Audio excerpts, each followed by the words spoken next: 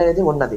ఎందుకంటే గత రైట్ ఒక్క నిమిషం లైన్ లో ఉండండి. తాడేపల్లి గూడెంలో ఒక్క నిమిషం మేము లైవ్ లోకి తీసుకుంటున్నాను. బొలిశెట్టి శ్రీనివాస్ గారు, తాడేపల్లి గూడెం నియోజకవర్గంలో విజయం దిశగా వెళుతున్న జనసేన పార్టీ అభ్యర్థి బొలిశెట్టి శ్రీనివాస్ గారు ఫోన్ లైన్ లో డైరెక్ట్ గా మనకు కనెక్ట్ అయి ఉన్నారు. బొలిశెట్టి శ్రీనివాస్ గారు, కంగ్రాచులేషన్స్. మిమ్మల్ని లైవ్ లో తీసుకున్నాను.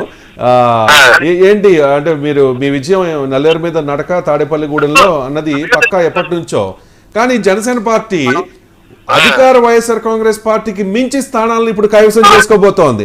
అసలు ఎవరు ఎక్స్పెక్ట్ చేయలేదు ఇది ఎంత, అది ఎలా సాధ్యమైంది?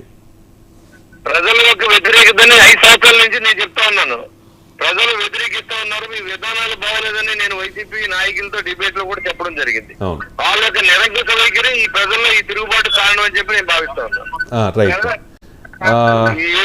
ఏవైతే ప్రజల్ని మద్యంలోనూ లేకపోతే ఇసుకలోనూ ఈ లూటీ చేసిన విధానం ఉందో జనం అందరూ కూడా తెలుసుకున్నారు.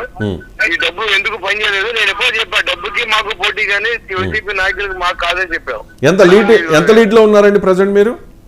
50,000 ఉన్నానండి. 50,000? ఎన్ని రౌండ్స్ అయ్యాయి ఇప్పటికి? అన్ని ఆల్మోస్ట్ అయిపోయిందా? నెక్స్ట్ అనౌన్స్మెంట్ మీదైతే 50,000కు పైగా మెజారిటీతో తాడేపల్లిగూడెం నియోజకవర్గంలో ప్రస్తుత డిప్యూటీ సీఎం దేవాదాయ శాఖ మంత్రి మీద గెలవబోతోన్న బొలిశెట్టి శ్రీనివాస్. రైట్ అండి, థ్యాంక్ యూ సో మచ్ అండి, అండ్ కంగ్రాచులేషన్స్ వన్స్ అగైన్.